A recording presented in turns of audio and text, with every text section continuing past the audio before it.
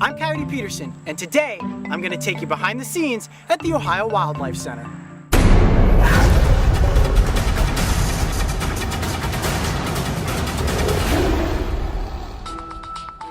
The Ohio Wildlife Center was founded in 1984 by Dr. Donald Burton, and today I'll be lucky enough to get a first-hand look at how this incredible establishment fosters awareness and appreciation of Ohio's native wildlife through rehabilitation, education, and wildlife health studies.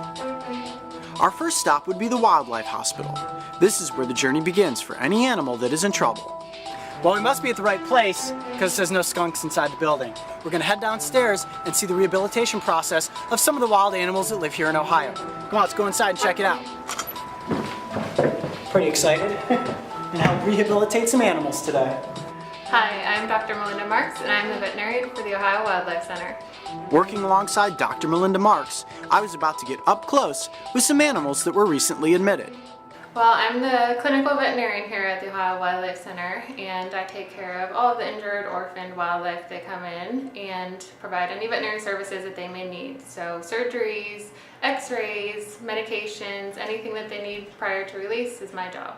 Great, what sort of stuff are we going to see today? We have quite a full hospital. We have some raptors today, some turtles, and some baby squirrels for you to see. Ooh, everybody loves baby squirrels, and we all know that turtles are my favorite. All right, well, let's head downstairs and start taking care of these animals.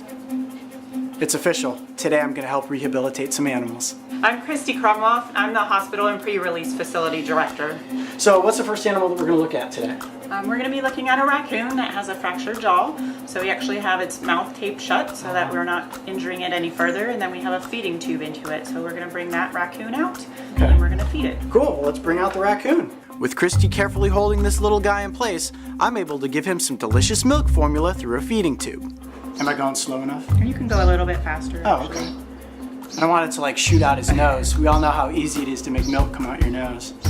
All right. He's ready to go to sleep now. He is. He's got a belly full of milk and it's time for his nap. Not too grouchy now that he's had his food. So the tube that was connected to the end of the syringe, does that go all the way down into his stomach?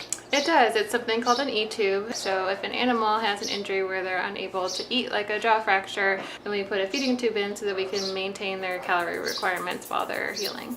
Very cool. Next we would take a look at a red-shouldered hawk who's suffering from a broken wing. Yeah, you definitely have to be careful of the talon. So that's the bird's weapon. Yep. Dr. Marks checks to make sure everything is healing properly. Yeah, we definitely want to keep his head covered for the most part while we're doing the exam. And then comes my part. More feeding. Delicious. Hawk food. Only this time it's rat livers.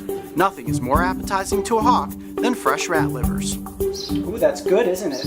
Yeah. It's probably ready for another. Putting cut up rodent liver down the throat of a red-shouldered hawk. Bet that's something you haven't done every day. And it's cool to feel the meat just kind of build up there in its crop, and it's neat how, once you feel it's about the size of a golf ball, it's had enough to eat and it'll slowly kind of digest that food. Last, but certainly not least, is probably the most adorable little critter you have ever seen. Holy cow, that is a tiny squirrel. Get your camera over here and look at this. He didn't even have any fur yet. It's a baby eastern gray squirrel. Look at that little guy. He's so little, his eyes aren't even open. So how do you feed a baby squirrel? All right, so we feed our squirrels with a syringe and a synthetic nipple on the end. So this guy, Is that a synthetic squirrel nipple? This is a synthetic squirrel nipple, so you can use them for kittens and puppies too. So the squirrels are usually pretty good eaters, so they latch onto it and they take to it pretty well the first couple of times. This is not what I imagined when you said cute. This is like cute times 10. A little warm Pedialyte from an eyedropper, and this future tree climber is ready for his nap. Rest well, little squirrel. If I could put you in my pocket and keep you forever, I totally would. But one day, you will return to the wild. So that's how you feed a baby squirrel with a synthetic squirrel nipple. The hospital is where animals come to get fixed up. And before they can return to the wild, they must first recuperate at the pre-release facility. This location allows animals to re-weather, forage for food, and recondition their muscles. We aren't allowed to get up close with any of these animals because the goal is to keep them wild, and acclimating to humans, or cameras for that matter, would be exactly the opposite. Today we actually have a great blue heron that is going to be able to be released back out into the wild, and we're going to get to be a part of that today, right? Yeah, we do have a heron that I was able to capture yesterday that was entrapped into a restaurant that had an outdoor pool and volleyball court. So we are going to be able to get that guy back outside today. He was just a little tired after trying to escape the nets of the volleyball courts. While a majority of the animals do make full recoveries and return to the wild, there are a few that will never be able to survive on their own and must now become ambassadors for their species. These animals reside at the education facility, the last stop on our tour, and the place where some incredible Ohio species now live full-time and have adapted to being around humans.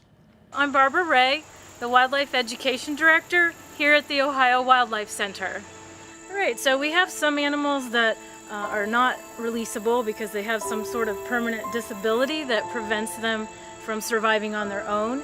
And during their rehabilitation process, it becomes apparent that these animals are pretty adaptable to being in captivity. And the purpose of these animals then is to get them up close to people, help people become a little bit more aware of what lives in their neighborhoods, and learn how to peacefully coexist with animals. And really, the best way to help people be able to do that is dispel their fears about these animals and show them that these animals aren't out to get us at all. They're just going about their business just like you and I. So the animals here basically cannot be released back into the wild, and they become ambassadors and educational representatives for the work that you guys do here. That's Very right. cool. OWC is a nonprofit organization, and every year their incredible staff and countless volunteers work around the clock to treat nearly 5,000 injured, orphaned, or sick wild animals. The Ohio Wildlife Center is open to the public on select days throughout the year. If you're in Central Ohio and want to get up close with some of our amazing local species, this is totally the place to do it. I can't thank you guys enough for having us out here today and taking us on the rehabilitation trail. I'm Coyote Peterson. Be brave, stay wild. We'll see you on the next adventure.